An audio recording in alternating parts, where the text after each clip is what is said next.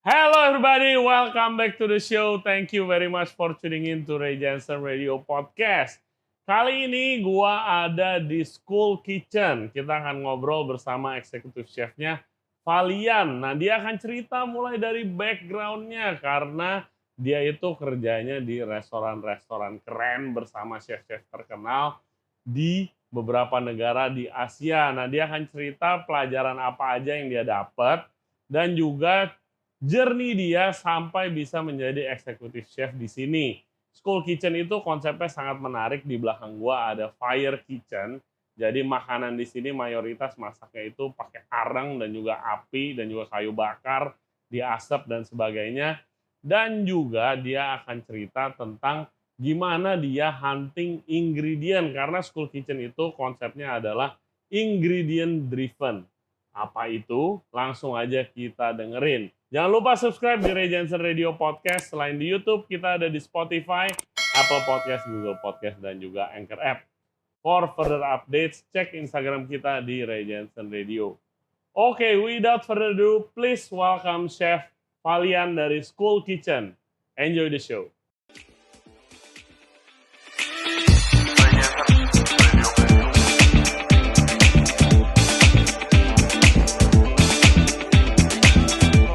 Sekarang lagi ada di School Kitchen bersama chefnya, Chef Valian. Welcome to the show.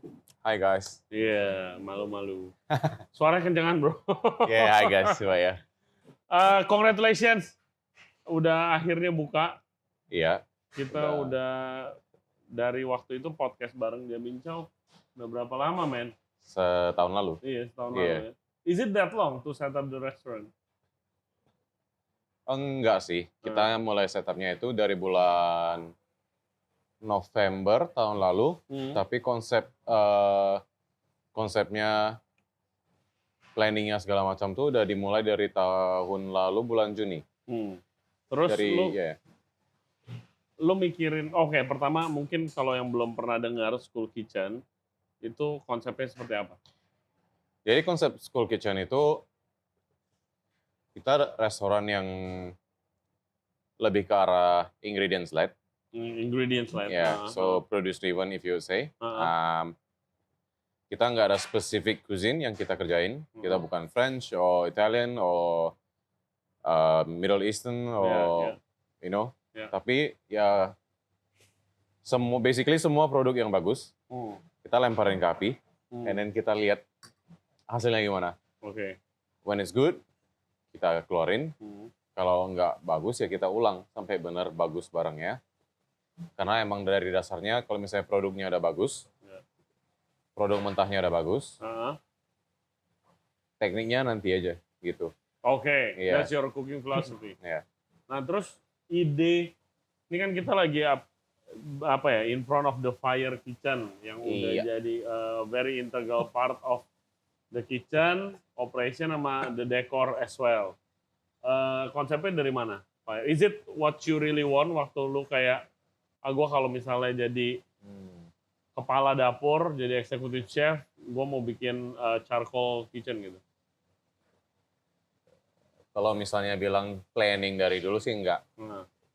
Tapi dari beberapa tahun gue kerja, gue merasa semua barang yang dimasak pakai arang sama bara kayu itu lebih enak. Oke. Yeah, so everything is tastiest when it comes from charcoal or wood fire. Yeah.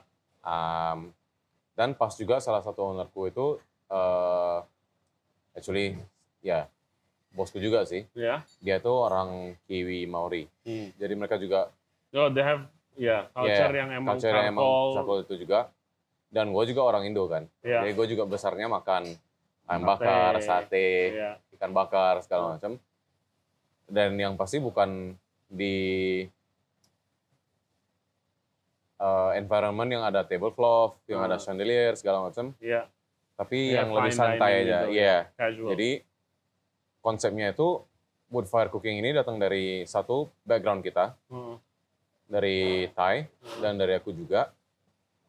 Dan kedua, ya gitu, kita rasa barang-barang yang dimasak di charcoal, di wood fire, di ember, whether you smoke it, whether you grill it, whether you slow bake it, slow roast it, itu lebih enak daripada cara masak konvensional. Nah, itu terus, menurut kita. Iya, begitu.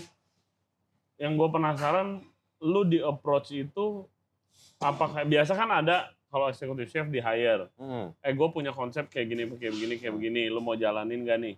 Iya. Gitu kan. Apa ini lu duduk bareng, actually kita mau mikirin konsep apa ya? Kita ada space dulu atau mana? Jadi mulai pertamanya itu, Kai udah ada, dia dulu punya space ini. Tapi masih belum mau dikerjain. Jadi, space ini prime banget untuk restoran. Dan pada saat itu aku pernah ketemu dengan salah satu manajernya yang lama. Kita sempat ngobrol, terus aku dikenalin sama Tai. Dan kita habis ngobrol-ngobrol, dia tanya, kamu mau ngerjain apa gitu. Rencanamu sekarang apa gitu. Terus dia nanya, kalau misalnya kamu mau buka satu restoran, kamu mau buka restoran apa? Yes, okay, I ask the same question now. Jadi, gue bilang ya, gue mau sesuatu yang down to earth, humble. Enggak banyak smoke and mirrors-nya. Enggak banyak gimmick-nya, istilahnya. Ya. Dia juga suka dengan ide itu sendiri. Dan dari dulu dia juga ada kayak pandangan kalau memang restoran tipe ini yang dicari orang. Dan aku setuju banget waktu itu. Jadi pas kita habis ngobrol itu, aku sebenarnya startnya itu sebelum di sini itu aku masih bantuin dia untuk the launch sama Times di sebelah. Oke, Times ya. Ya, tapi posisinya beda. Habis school buka, aku baru full time pindah ke sini. Yeah, and then I'm based here fully gitu. Oke. Terus dari konsep fire cookingnya itu dari lu? Oh saya ya? Ya. Tapi obviously yang bantuin nge-tie in together segala macam dari gue kan orang dapur nih. Iya. Ya. Kalau misalnya ngomong masalah musik, kalau misalnya ngomong masalah itu another different story. Ya, tabletop segala macam. Gue masih depend banget sama dia sih. Iya. Karena bukan depend banget, itu malah kreditnya semuanya harusnya ke dia. Karena dia yang ada, he's got an eye for it. Yeah, the taste the taste for it. Untuk playlistnya lah, yang nyambung. Jadi restorannya tuh kita maunya to keep it fun, to keep it young. Dan nggak terlalu formal gitu loh. Nggak terlalu formal, jadi nggak formal banget, malah yang kayak crowd yang kita dapat juga yang lebih muda, yang agak yang ada trendsetter atau lebih fun, yang nyari sesuatu yang beda gitu daripada mereka yang nyari sesuatu yang beda daripada restoran yang mereka pergi yang sebelumnya mereka udah experience gitu. I understand. Different experience lah gitu. Terus tadi gua habis makan di sini, guys. Of course menunya sangat enak. The restaurant is so full. Sayang kita tidak bisa lihat Chef Alian lagi main api di belakang. Tapi I want to talk to you about the menu. Most memorable gue the beetroot. Yeah, gue surprised it's served cold. It's so nice. Terus habis itu pork belly-nya enak. Terus cauliflower-nya enak. Bone marrow-nya amazing. The dessert was amazing. Lu mikirin konsep menunya dari mana? Dari choosing-nya? Karena kalau lu bilang ingredient driven, berarti lu harus hunting ingredientnya dulu dong. Terus, non-stop. Itu kerjaan yang nggak berhenti sama sekali. Oke, how do you process it? Processing gimana? Gue ambil contoh yang paling menarik ya menurut gue sekarang. Kita udah 11 hari nih, kita nggak ada serving fish sama sekali di restoran ini. Nggak ada ikan sama sekali. Karena sebisa mungkin ikan yang, bukan sebisa mungkin sih actually, itu aja sih yang that's the only thing yang kalau kita pakai ikan itu ikannya line caught. Jadi pancing. Dan kita ada beberapa teman di Bali yang mereka ada yang kerjaan sebagai tour guide, ada yang kerjaan sebagai sport fisher, ada yang sebagai pemancing biasa gitu. Ikan kita tuh biasanya dari mereka. Nah, kalau misalnya kayak dalam 1,5 minggu lalu itu cuacanya buruk, Gelombang di laut itu tinggi, anginnya kencang banget, nggak ada orang yang berani pergi melaut. Iya. Ya lu Kita nggak ada nggak ikan. Ya lu nggak ada ikan. Kita nggak ada ikan. Mendingan kita nggak ada ikan daripada kita beli ikan yang Kualitasnya nggak lebih. sesuai dengan ekspektasi kita, gitu. Jadi lu nggak diomelin sama bos lu? Kok sholat sih gitu? Gua nanya nggak nih. juga sih. Karena dia juga ngerti. Dia juga ngerti kalau misalnya kualitas itu nggak bisa dikompromi. Ya, dia itu satu. Jadi itu dari kita itu sebenarnya lebih ke mending nggak usah serve kalau barangnya nggak bagus. Iya. Kalau lo nggak pede dengan barangnya jangan keluarin. Gitu sih sebenarnya. Ya itu harus mending nggak usah, tapi kita masih ada alternatif lain seperti kayak misalnya ya tamu yang biasa nanya untuk fish itu kan pescatarian. Iya. Kita ada main course yang lain seperti octopus atau lobster. Nice, octopus ya tadi. So bisa kita gedein porsinya atau kita ubah garnishnya dikit. Still dalam konsep kita yang wood fire. And then itu jadi main course-nya orang-orang yang pescatarian atau pun misalnya ada yang nggak bisa makan meat atau ya for whatever reason sih. Lu kalau misalnya daun-daunan yang di grill itu? Oke, jadi kalau daun-daun yang kita grill itu sebenarnya juga ada. Ya gini, kalau misalnya kita bilang ingredient hunting itu ya, itu pelan-pelan supplier kita juga jadi teman. Dia nawarin. Jadi mereka ada barang apa yang bagus, mereka tawarin terus. Kayak kalau misalnya di menu itu kita bacanya kan charred greens. Iya. Aku sengaja dikasih vague di sana greens, karena kita nggak bisa specify. Itu barangnya apa nih hari ini. Jadi teman kita dari Bedugul, dari beberapa farm yang lain, mereka itu ngasih barangnya misalnya, guys hari ini kita banyak collard greens, atau kita banyak brokoli ini, atau sprouting broccoli, atau baby spinach atau whatever, yang mereka rasa mereka lagi banyak nih, musimnya lagi datang nih, lagi bagus, mereka kirimin, kita masukin ke menu. Itu tektokannya, sorry gue potong, tektokannya jam berapa kalau harian begitu? Tiap hari, sore. Oke, sore tiap hari? Sebenarnya pagi sih, mulainya dari pagi sampai sore. Jadi kalau misalnya kayak beef kita itu kebanyakan dari Aussie. Dan ya tahu sendiri kayak supply beef sekarang itu susah banget. Oh iya, lagi susah banget sih. Jadi kita tektokannya itu dari abattoir di Australia sampai mereka kirim ke distributor di sini. Terus kita sampai dari pemotongan di Australia lu udah tag gitu? Iya, udah tag sampai mereka ngirim ke distributor kita di Jakarta. Jakarta tuh kita scheduling lagi ini tanggal berapa, batch-nya datang jam berapa, berapa jumlahnya berapa gitu.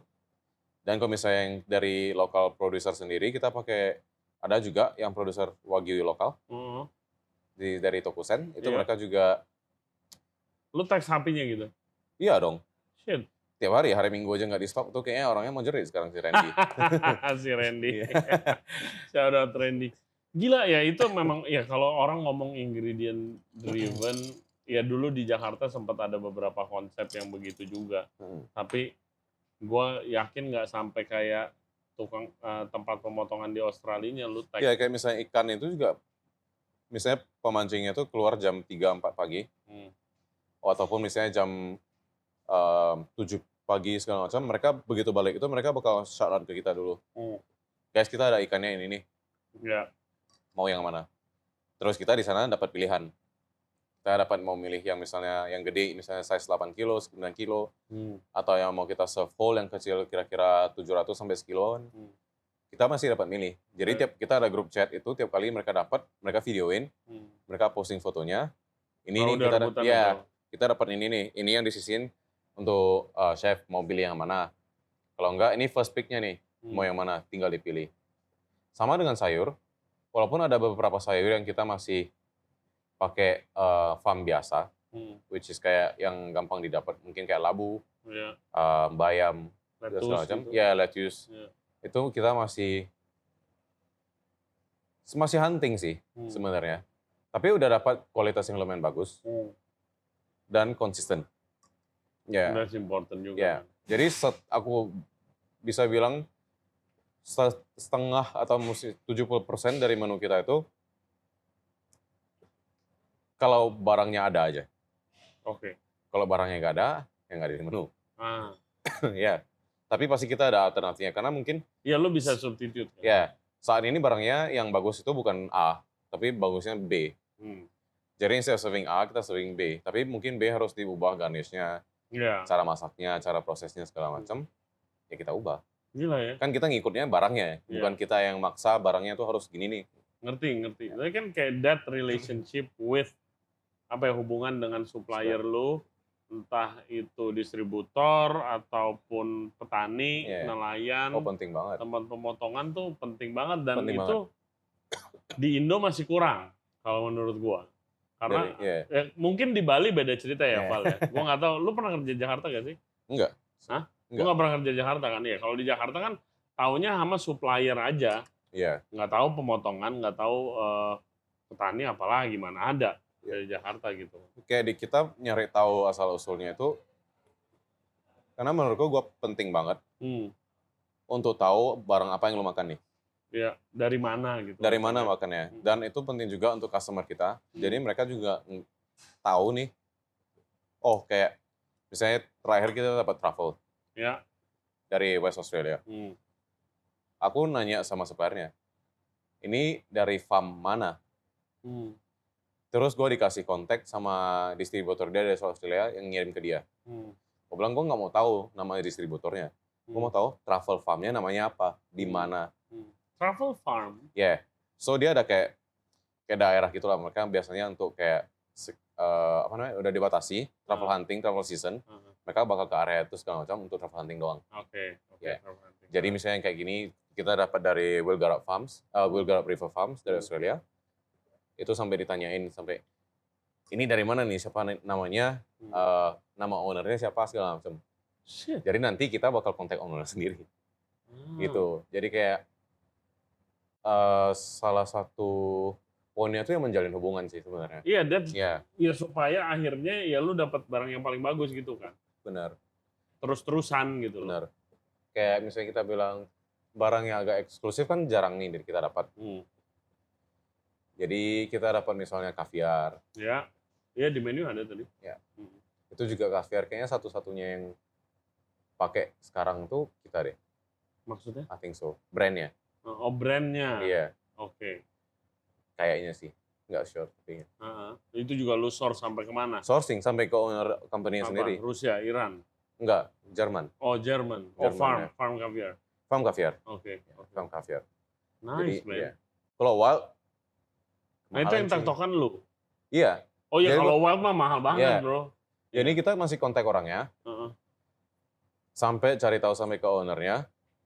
Tapi untung ownernya juga enak diajak ngobrol. Dia mau tahu. Tapi biasanya orang F&B, maksudnya orang produk, yang kayak supplier, petani gitu, kalau lu emang seorang chef nih, atau bartender yang kerja di F&B, tektokan langsung sama ownernya, pasti mereka juga terbuka gitu loh. Kan ngomongin produk. Iya, karena mereka bakal... In a way mereka bakal jadi sales kan. Iya. Bakal menjual barangnya ke lu. Betul. Tapi kalau memang lu udah coba barangnya dan barangnya bagus, ya kenapa why not gitu. Iya. Kenapa enggak? Iya, gua ingat waktu dulu kalau misalnya waktu gua kerja di Eropa, ke pasar, farmers market ya. Farmers market nggak usah dibilang itu farmers market, it's just a market gitu kan. Tapi farmer yang nungguin, terus bisa tektokan. Bisa nyoba di sana. Iya, bisa nyoba. Terus tektokan ini enaknya buat ini enaknya buat ini gitu. Karena gue dulu sering disuruh sebelum ke restoran gue mampir ngambil sayurnya. Terus kayak sering diskusi kan, ini emangnya mau diapain ini gitu kan, segala macam, enaknya diginiin. Nah itu penting sih menurut gue. Banget menurut gue ya. Karena orang yang merawat, membesarkan barang ini, dia yang jual.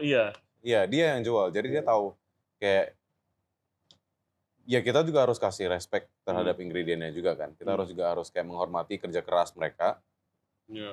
Yang sampai kayak susah payah nih nunggunya seberapa lama nih ngasih produknya, terus nanti akhirnya barang yang dijadiin nggak bagus. Kan mereka juga they will feel like shit, poin nomor 1. Iya. 2, kita juga what the hell, ya kan? Exactly. Kita juga kayak loh kok sorry gitu loh. Maksudnya kita juga kayak merasa bersalah kan karena jerih payah mereka jatuhnya di kita. Ya, jadi nggak worth it banget kayak untuk menghabiskan usaha orang-orang gitu. Betul, betul. Jadi guys kalau lu lihat sayur, beet atau apapun itu tuh ada usahanya tuh Iya biar bener banget. sampai gitu. Ya kan seonggok daging atau satu piece 1 kilo daging babi ayam itu ada usahanya tuh. Jadi jangan you have to put respect kan. Iya. Ya cook it with respect juga. Cook it, mau lu dari nerima barangnya, dari storing barangnya, sampai proses, sampai serving ke tamu itu harus detail banget. Oke. Dari situ gue mau tarik undur sedikit nih. Karena gue dengar dari orang-orang kan, gue mau podcast sama Valian nih di school gitu kan. Kayak, wah lu harus cerita tuh dia CV-nya sih luar biasa, gila banget. Kayak dibikin CV-nya kayak bikinan.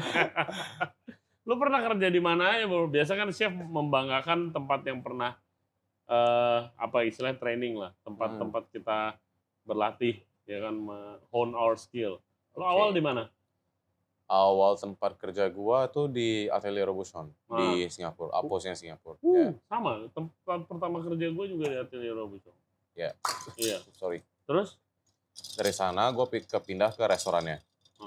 Jadi di Atelier restoran. Latab. Di sana kita bukan Kalau di Paris gitu? Ya, Latab sama Atelier kan. Iya. Kalau di Singapura itu kita ada Atelier sama restoran. Jadi restoran itu kalau Latab kan dia fine dining. Iya. Restoran itu lebih fine lagi.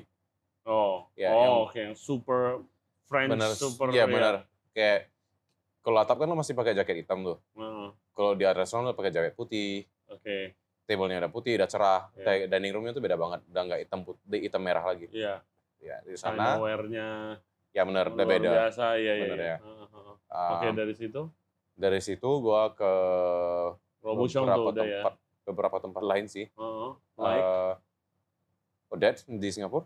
Oke, Odette. Itu tahun 17-18. Terus. Lagi nomor 1? Kayaknya deh, gue nggak ikut kayaknya.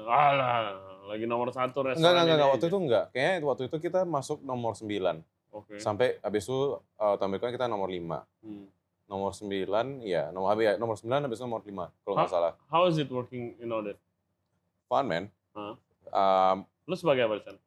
Gue CDP. CDP. Jadi semua staff member itu kayak family. Banget. Karena kita mulai kerja tuh misalnya jam 9 pagi. Itu sampai ke misalnya lo di pastry ya lo apes sampai jam 1. Jam 1:30. Tapi kalau misalnya lo di kitchen biasa, jam 11.30, jam 12 bisa sabut kok. Wow. Ya. Tapi ya sama aja kayak break time lo tuh kan singkat banget. Paling lo cukup waktu untuk makan, duduk di lantai, makan bentar, keluar sebat total 20 menit deh. Habis itu lo balik kerja lagi. Betul. Dari pagi sampai malam kan, sama orang-orang itu terus, jadi kayak ikatannya erat banget. Like family. Iya, erat banget ikatannya. Kayak real family sih. I think I spend more time with them than my girlfriend last time ya. Gitu jadi kayak. Berapa lama dia udah? Setahun lebih. Oke. Habis itu. So it's so recent, 17-18. 17-18. Oke. Terus gue ke setahun 3 bulan kayak nggak salah. Iya. Terus gue ke Hong Kong habis itu, ikut chef gue dari Robuchon. Jadi dia resign dari JR, dia ke Hong Kong, gue ikut dia. Terus kita sana. Kemana restoran apa? Namanya Seasons. Seasons? Iya, di Causeway Bay, Hysan Building. Siapa chefnya? Lee Gardens, Lawrence Hoya. Itu juga mentor gue yang paling gede sebenarnya. Oke. Habis itu gue balik ke Singapura, Saint Pierre. Iya. Emmanuel Stroban. Ya, Chef Emmanuel. Yang salah satu chef yang paling gue respect sampai hari ini ya. Why? Kalau masalah dealing dengan staff. What did he do? Itu orang mah fatherly figure banget. Oke. Yeah. Soalnya gue liatnya, kalau Emmanuel Stroban gue taunya dari acara TV kan. Habis itu acara TV-nya tuh yang dia masak French fusion. Itu dia muda banget gitu, bro. Ya. Pas gue kerja sama dia udah limpul. Jadi dia tuh fatherly figure banget. Aku rasa. Aku nggak pernah lihat dia sekalipun teriakin serve kitchen team deh. Nggak, service beda. Yeah. Tapi kalau kitchen team aku nggak pernah sekalipun lihat dia lose control. Terus sisanya juga kita dulu ada head chef kita namanya Steve. itu juga orang yang benar-benar grafter banget sih, kayak hard worker banget. Hard worker. Iya. Itu orang yang maksa kita ke sana tuh jam 7.30 pagi, pulang jam 12. Wah. Tapi itu kita tahu kenapa, karena dia ekspektasinya tuh tinggi banget. Dan tim kita kecil banget. Oke. Jadi kita itu di kitchen tuh paling 7 orang. Dan kita selalu full lunch and dinner. Berapa seating sih, hampir? Itu kan restoran. Satu seating full itu 28. Oke. Iya. 7 orang di kitchen. 7 orang di kitchen. Jadi ya emang sih kelihatannya kayak cuma 28. Tapi no, course-nya berapa? Bener. Iya kan? Iya. Dan kayak misalnya lunch itu kan dia ada à la carte tuh. Lebih, lebih di à la bingung carte lagi. dan dia ada set yang lu bisa choice. Jadi misalnya di hot aja lu ada 9 dishes untuk lunch doang. Dinner beda lagi. Tapi itu bagusnya aku belajar dari mereka juga. Mereka berdua, dari Emmanuel sama Steve itu, mereka berdua. Jadi Emmanuel tuh ada satu requestnya. Setiap pagi jam 10 itu kita dapat ikan dari Jepang. Oke. Karena dia juga punya satu restoran Jepang di sebelahnya Sampier. Namanya Shokowa. Jadi setiap pagi itu shipment ikannya Shokowa kita nebeng. Karena freight-nya sama. Ya kita nebeng. Jadi setiap hari itu ikannya pasti dari hari sebelumnya. Karena waktu dari sana tuh dia datang pasti masih keras banget. Jadi bakal tough banget kalau dimasak. Jadi dia harus bukan di aging juga sih, itu kayak cuma biarin agak lemes aja. Kita nggak ada aging. Too fresh. Iya. Jadi kita harus biarin aja dulu sehari. Tapi udah di fillet yang benar, udah di storage yang benar, nanti tinggal masak. Jadi dari Emmanuel juga itu dia semua chef yang pernah aku kerja sih sebenarnya. Yang aku rasa ngajarin aku sampai hari ini itu produknya dulu. Tekniknya nanti. Iya, kalau produk lu, kalau ya gue kalau di Robuchon udah jelas-jelas benar-benar produk, maksudnya ingredient apa driven. Benar. Sangat lebay, malah sampai rada lebay lah, kayak tomatnya harus dari daerah sini yang kayak wah gila banget, gue kayak oh shit, itu kan pertama kali gue kerja kan. Jadi gue kayak gila, ini seriusan gue harus bersihin jamur morel tuh pakai hair dryer, anjing, nggak boleh nyentuh air sama sekali gitu loh. Yang kayak gitu dulu pengalaman gue. Iya, intens banget sih. Iya, gila beneran nggak boleh dicuci nih jamur, cuma boleh dilap-lap pakai apa damp cloth, kalau nggak pakai brush. Apa kuas ya? Iya, pakai kuas. Oh my god. Satu persatu lagi. Terus apakah bisa dibilang school ini itu 100% you, the menu? Oh tentu saja tidak. Oke. Iya. Aku rasa menu kita aku rasa sih sebenarnya menu kita di sini itu 100% team effort. Oke. Jadi kadang sous chefku di sini dia ada ide yang bagus. Tugasku nyariin protein ke dia. Oke. Ya, gue nyariin barangnya, gue sourcing ke dia test drive, terus kita paling adjust flavor profile, adjust apa cara masak yang bisa mencerminkan konsep kita. Itu satu. Dua, juga partnernya bosku namanya Adam. Dia juga orang yang udah banyak travel untuk ke restoran-restoran yang bagus, istilahnya yang ada starnya atau ada di list gitu. Dia udah sering makan, jadi dia tuh juga orang yang tahu makan. Dan aku tuh kalau kadang aku perlu second opinion tuh ke dia banget. Iya, sometimes kalau lu nanya ke chef tuh terlalu gimana ya, terlalu banyak, terus lihatnya langsung cooperation, pengen lihat yang kayak orang demen makan aja. Orang demen makan itu pendapatnya gimana. Jadi kayak second opinion tuh juga gue ke sana, kayak depend on him, depend a lot on him juga to give me that fresh feedback kan. Kayak might not something we see in the kitchen, but as a diner he sees it quite a bit gitu loh. He can see it very clearly gitu. And itu juga yang aku rasa kenapa sampai hari ini itu bisa bawa apa namanya, kayak food kita ke level yang kita mau. Gitu, ya. What's your the dish that you're most proud of di sini? The dish I'm most proud of. Ya. Ah, Ada dong pasti. ada sih. Tapi nggak bisa gue pinpoint sebenarnya. Nah, Karena aku rasa all the dishes yang kita buat di sini itu I'm very proud of them. Kayak benar-benar we put a lot of thoughts and effort into it. what's the story behind the beetroot? Oke, Crazy, jadi man. Good.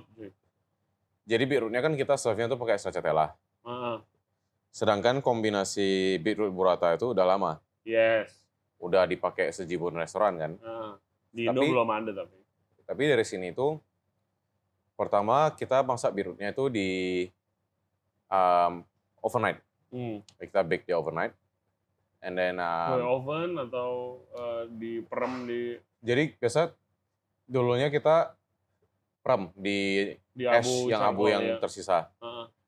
Terus kadang tuh konsistensinya agak melenceng. Jadi kita sekarang startnya dikit, tapi finishingnya masih pakai baking biasa, salt bake. Ya, oh oke, salt bake. Yeah. Yes. Tapi untuk mencerminkan sesuatu lagi yang kayak dulu kita waktu di perem di es itu dia smoky banget. Jadi sekarang kita salt bake. Habis di salt bake, kita poach dia. Kita poach lagi pakai liquid dari hibiscus. Jadi kita buat satu macam teh gitu, kayak hibiscus tea dari hibiscus yang yang kering. Yeah. Hibiscus yang kering dengan picking liquid dan beberapa spices, kita poach lagi beetrootnya. Habis di poach, kita keluarin, kita kupas, dan kita smoke lagi. Kita smoke lagi. Ya, kita smoke lagi. Gila, itu berapa kali masak? Berapa kali? Iya, 3 kali masak. Jadi, tapi yang pasti beetrootnya masih kerasa kayak beetroot. Exactly. Lu masih kerasa tapi beetroot. Nggak ada bau-bau langu, bau tanah. Earthy, tanah tuh nggak ada. Bener. I love that dish, man. Gila. Jadi terus kita juga ada instead of burrata, kita ada stracciatella yang dibuat lokal. Yang menurutku teksturnya lebih enak karena dia lebih stringy, lebih agak padat, nggak se-creamy burrata. Itu juga kita smoke pakai jerami. Kita haze smoke itu kita serve-nya pakai ya dishnya itu doang, beetroot, smoked cheese, sama dressing yang dibuat dari poaching liquid si beetroot tadi. Gue pengen tahu how your brains work nih, kayak the mind of a chef. Beetroot sama hibiscus. Lo tahu gimana itu work? Kenapa Karena ya? it pairs really well loh. Kayak gue pikir, kan lo jelasin, with hibiscus vinegar. Gue kayak, beetroot sama hibiscus. Gue makan, gila, enak banget cuy. Satu, karena warnanya sama-sama ungu. Yes, that's no brainer. Dua, kayaknya karena biasanya beetroot itu kan earthy banget. Terus karena kita salt bake, kita poach pakai picking liquid, kita smoke lagi. Jadi yang missing, dan kita ada creaminess dari cheese-nya kan, sama acid dari vinaigrette-nya. Jadi yang kurang itu cuma satu kayak note yang agak floral, which is the hibiscus. Dan hibiscus itu kan aslinya asam. Asam, kita manisin dikit. Vinaigrette. Kita, I think it pairs well dengan itu. Ya kita nyari floral note-nya sih sebenarnya. And one thing, it's cold. It's cold, Iya, kayak, my God, cold itu kayak, personally doang, gue nggak suka makan beetroot yang panas. Oke. Karena kadang itu agak hambar jadinya. Iya, jadi kita serve cold, dan dia juga asam manis kan. Jadi agak refreshing sebagai starter. And then enggak terlalu acidic karena kita masih kasih cheese on it. So I think I hope it's a good dish. Itu my favorite dish guys of the day. Terus pork belly-nya, crispy skin-nya perfect, nggak ada alot-alotnya sama sekali. Very nice. Itu di-serve sama apa sih mustard? Jadi kita serve. Jadi kebanyakan dish di school itu nggak banyak yang ribet. No, it's very. Jadi, it looks simple. It looks simple. Bukan berarti masaknya simple ya. Tadi beet aja dimasak berapa kali ya. But it looks simple. Kayak pork belly kita biasanya keringin sehari. Kita keringin sehari di chiller sampai kulitnya ada benar-benar kering banget. Terus kita tutup pakai garam, dan kita bake. Habis di bake, dikeluarin, kita porsiin. Kita grill lagi. Kita grill lagi untuk istilahnya kayak nge-puff skinnya doang. Itu nggak digoreng berarti? Nggak digoreng sama sekali. Itu Itu asli cuma dari bake doang terus di puff di charcoal doang. Crazy. Karena kan temperaturnya tuh tinggi banget. Jadi untuk nge-puff skinnya itu bisa gitu. Bisa. Karena dia sendiri juga berminyak. Jadi dia bantu banget nge-puff. Semi goreng gitu ya. Ya, dia goreng diri sendiri sebenarnya. Terus dishnya cuma itu, whole grain mustard sama pork jus doang. Really nice. 3 item doang. Jadi enggak. Karena kita juga lumayan rame in terms of volume. Jadi dishnya nggak banyak yang bisa ribet. Sebisa mungkin, sesimpel mungkin. Betul. Kayaknya ribetnya, kalau gue perhatiin tadi ribetnya tuh di prep. Di prepnya ribet banget.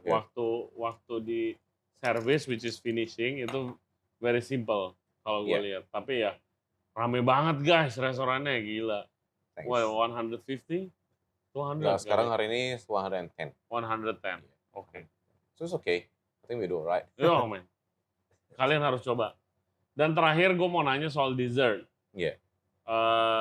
Karena pengalaman gue banyak restoran yang konsepnya seperti ini, tapi dessert programnya B aja gitu. Tapi ini kayak you seems committed to the dessert program.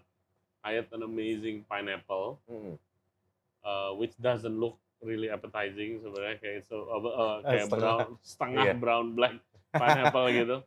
Tapi itu idenya dari mana?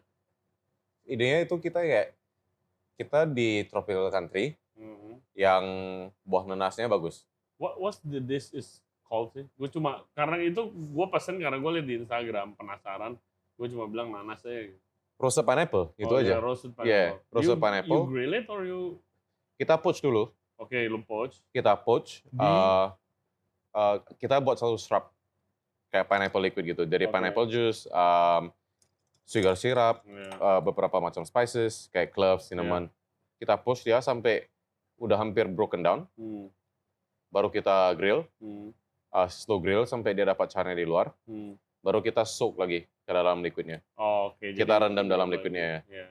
Jadi pas dimakan itu pineapple-nya udah agak lembek. Tapi juicy. Lu masukin oven terakhir? Atau Nggak. grill? Grill lagi. Grill lagi, tapi pas di grill itu kita glaze lagi dengan poaching liquid yang tadi. Jadi kan poaching liquidnya itu ada gulanya. Pas di grill itu dia slowly, dia caramelize lagi. Betul. Sampai tingkat gosongnya kita udah happy, baru kita serve. My God, man. Jadi itu pairingnya juga sama es krim macadamia, pistachios. Yes, really nice. Yeah, man, you're a genius, cuy. You're good. Tapi ini semua pasti juga ada input dari tim. Ya, pasti. Chef, aku rasa ini lebih enak nih kalau kita giniin. Kalau yang kita ini, mau nggak kita coba gini? Dari gue ya, kalau untuk kemajuan restorannya sah-sah aja. Gitu loh. Exactly. Kalau misalnya restorannya makin bagus karena ini, let's do it. Kenapa enggak gitu? I see you have a really good young and energetic and passionate team. Oh iya, banget. Semua di timnya tuh kayaknya di bawah umur 26 deh. It's a young man's game juga. 26 ya. 26 yang paling tua si Austin. Lu berapa? Gua 29. 29? Iya. Still young juga lah. Oke, udah bentar lagi 30. Gua udah 31, bro. I'm nowhere near the kitchen right now. Iya, tapi lu enjoy. Apa? Tapi lu enjoy. Oh iya, enjoy.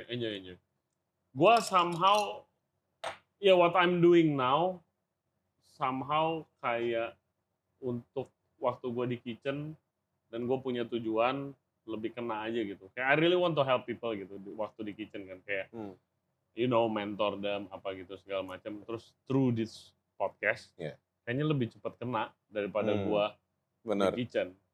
Itu gue berasanya. Jadi gue lanjutin podcast ini sementara. Gitu. Ya, saya rasa dari podcast tuh bisa dapat pandangan yang lebih luas sih. Karena ngobrolnya sama banyak banget kan. Bukan cuma satu restoran gitu loh, kayak banyak banget.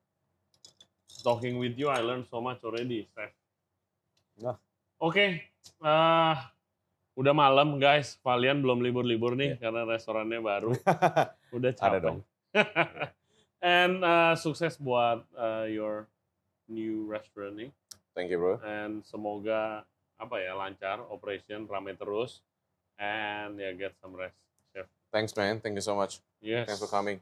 And guys, jangan lupa cobain datang ke school untuk cobain menu-menu interesting ingredients driven ya dari Chef Valian. And jadi pelajaran hari ini apa ya? Choose your ingredients wisely sama treat it with respect. Treat it with respect, and a chef is Nothing without a great team behind. Oh ya pasti banget Iya. ya. Jangan lupa follow Instagramnya Valian di @Valian gitu aja. @Valian. Ya. Tulisannya? VALLIANNN, kayaknya N-nya 3 deh. Oke, N-nya 3 nanti kita kasih description-nya di bawah. Boleh nanya-nanya, DM, atau kalau mau diskusi tentang ingredients atau minta advice, silahkan langsung aja. Jangan lupa subscribe di Ray Jensen Radio Podcast. Selain di YouTube, kita ada di Spotify, Apple Podcast, Google Podcast, dan juga Anchor App. And stay safe, stay healthy. We'll see you next time. Bye-bye. Thank you.